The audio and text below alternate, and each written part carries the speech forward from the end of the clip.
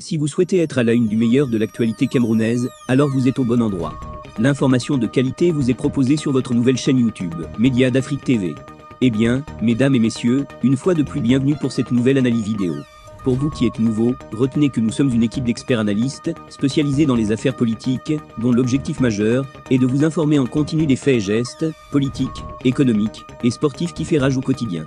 Bien sûr, il suffit de vous abonner et d'activer la petite cloche pour rester toujours à l'écoute de la une.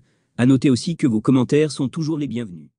Jean-Marc Sobot, dans une lettre ouverte adressée à la gérontocratie incarnée par Paul Biya et René Sadi, exprime son sentiment de visé par les récentes déclarations gouvernementales sur le respect dû aux aînés.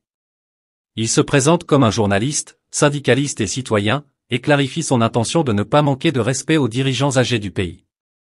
Cependant, il critique ouvertement le système de gérontocratie au Cameroun, soulignant les décennies de pouvoir absolu exercées par une génération vieillissante. Il dépeint l'échec du pouvoir actuel à réaliser les promesses de prospérité et de modernité faites par les anciens dirigeants, soulignant l'émergence d'une génération de débrouillards au lieu d'une transformation économique significative.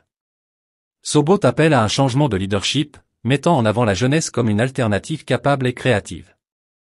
Il exhorte les aînés à passer le flambeau et à permettre à la jeunesse de prendre les rênes du pays, affirmant que c'est leur moment pour façonner l'avenir du Cameroun.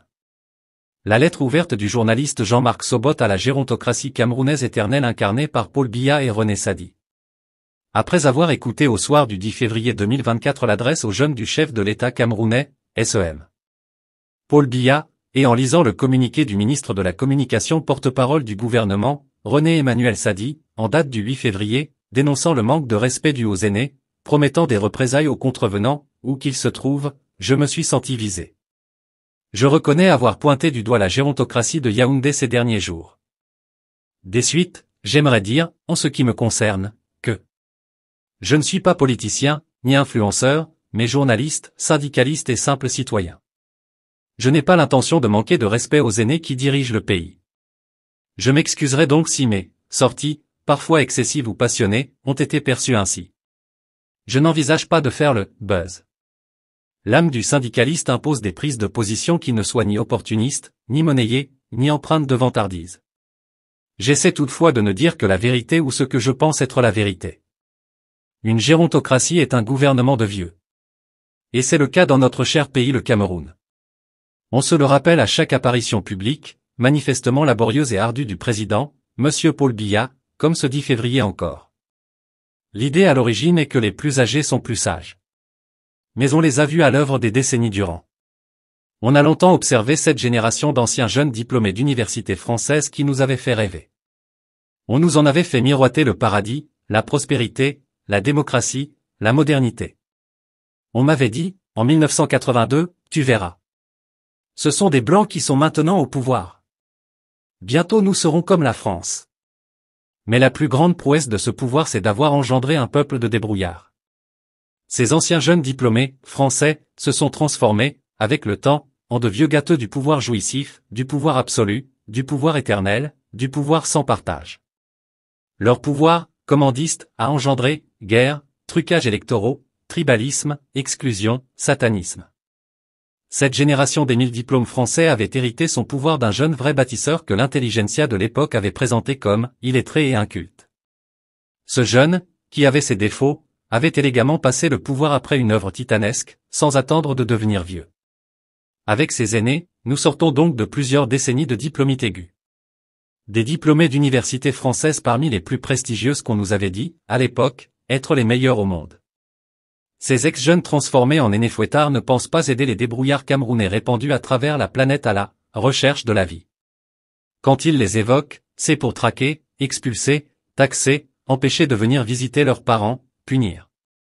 Où qu'ils se trouvent, si jamais ils se plaignent que, des décennies après, les inamovibles aînés n'ont pas transformé leur pays en Dubaï africain. Plus jamais je ne ferai confiance aux diplômes en guise d'atout pour diriger un pays. Je ne ferai plus confiance qu'en un vrai patriote, un vrai programme politique qui reconstruise notre fierté dans le concert des nations. Les vrais diplômés, pour moi, ne seront plus jamais ces agrégés français de ceci ou cela assoiffés de pouvoir, mais n'ayant pour seul projet de société que des créés et remaniements, mais les vrais fabricants de projets de société, les porteurs de projets structurants, ces capitaines d'industrie soi-disant illettrés, toutes ces mamans et papas qui, sans le sou et sans aide étatique, se battent au quotidien pour éduquer leurs enfants, tous ceux-là qui n'ont jamais vécu une vie de sensu sur la fortune publique. Nous rêvons d'un projet de société qui construit, recrée l'amour fraternel entre Camerounais et entre Africains, qui rétablit l'amour du pays, ce qui n'a rien à voir avec le soi-disant attachement aux institutions de la République ou à la gérontocratie distributrice de strapontins comme nous le prêchent nos politologues. À notre époque et dans toute l'histoire de la démocratie, disais-je, il ne semble pas normal d'avoir à la tête de son pays une telle vieille génération, éternelle. Ces anciens fonctionnaires devaient légitimement aspirer au repos après des décennies au service de l'État et de l'intérêt général.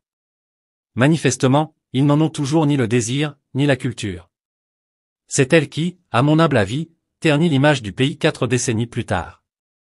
D'autant qu'à chacune des apparitions publiques ou télévisées de nos aînés bien-aimés, des millions de Camerounais à travers le monde doivent immédiatement répondre, expliquer, ruser, tenter l'impossible pour justifier de cet état d'anomalie, face à des millions et des millions de questionneurs parmi lesquels nos propres enfants. C'est dire qu'il faille vite rétablir l'honorabilité des Camerounais. Pas dans le sens qu'on nous indique. En clair, c'est au tour de la jeunesse, dont une partie a attendu son tour jusqu'à se faire rattraper, pour une grande partie d'entre elles, par la retraite, le désespoir ou la mort, c'est à elle de prendre le relais. C'est elle qui devrait s'occuper, avec affection, de cette vieille génération. On l'a vu à maintes reprises à la télévision, elle n'a plus toutes ses facultés motrices, cognitives ou simplement physiologiques pour diriger adéquatement un pays aussi complexe, accroché volontairement à un mécanisme constitutionnel suranné, hypercentralisé entre les mains d'une poignée de fonctionnaires à Yaoundé. Notre jeunesse est capable. Elle n'a plus besoin de nouveaux discours, de nouvelles promesses, de nouveaux programmes d'emploi et autres utopies d'amélioration, électricité, eau, etc. La jeunesse n'a plus besoin de boniment de nos aînés. Elle a besoin de s'occuper des aînés dans leur retrait de la vie publique, et non le contraire. La jeunesse n'a pas besoin de nouveaux bavardages ou de menaces. La chose la plus généreuse, le plus loyale, la plus honnête que l'on puisse faire pour la jeunesse aujourd'hui est de la mettre à l'épreuve, de lui donner la direction du pays. De passer la main et aller se reposer en toute immunité et humilité. La jeunesse vous donnera des résultats si elle a des coups franches. Et vous verrez, le génie créateur de la jeunesse est inimaginable, époustouflant. Qui a dit que la longévité au pouvoir procédait de la Constitution? C'est un mensonge. Ce n'est ni la loi fondamentale, ni les autres lois et règlements qui justifient l'omniprésence de nos aînés. La Constitution, c'est eux qui la font, et non le contraire. La Constitution? C'est ceux. Ils en font ce qu'ils veulent. Quand ils veulent. On a déjà l'habitude de l'entendre, la différence de modus operandi entre les coups d'État militaires et nos démocrates d'aînés n'existe pas. C'est le costume versus le treillis. Les militaires procèdent désormais sans effusion de sang. Nos démocrates privilégient de plus en plus le sang, la brutalité extrême, les geôles, parce qu'ils tiennent à punir, à faire peur, à susciter l'abandon du vrai militantisme politique, sous prétexte qu'on le leur a enseigné à Sciences Po. Les Camerounais devraient attendre gentiment qu'ils décident de partir. Ils n'ont toujours pas envie de quitter ces lieux étatiques. Parce qu'ils n'ont jamais prévu de quitter tant qu'ils n'y sont pas forcés. Parce que nos aînés en ont tous les moyens. La séparation des pouvoirs n'existe pas. L'exécutif, c'est eux. Le législatif, c'est exclusivement leur projet de loi. Le judiciaire, c'est essentiellement leur très hautes instructions. Ce n'est ni la tradition bantoue ni la culture démocratique occidentale qui ont créé cette déontologie de la res publica. Avouons-le. C'est eux. Au détriment de tous. Dites-nous, s'il vous plaît. À quel endroit, dans quelle loi est-il écrit ou établi que le Cameroun concède la fabrication et la gestion de son argent, de sa monnaie, à la Direction générale du Trésor français et à la Banque de France? Quand a-t-on voté la loi transférant cette importante prérogative de souveraineté à un pays étranger où les Camerounais n'ont aucun droit? Aucun droit. Aucun droit. Où on n'a pas droit à un simple visa d'entrée et où cet argent ne peut pas acheter le moindre beignet. Qui sait à quel endroit en France on fabrique cette monnaie de singe? Quand notre Parlement a-t-il permis d'accepter et de perpétuer une telle forfaiture, une telle escroquerie? Que se passe-t-il exactement? Sacrebleu. J'oubliais les fameux accords secrets. Voilà. Nos aînés doivent probablement leur longévité aux accords secrets et non au suffrage universel. Vont-ils dénoncer ces accords secrets avant de partir et nous en libérer ou bien la culture bantoue interdit de dénoncer les accords coloniaux? Impossible à faire?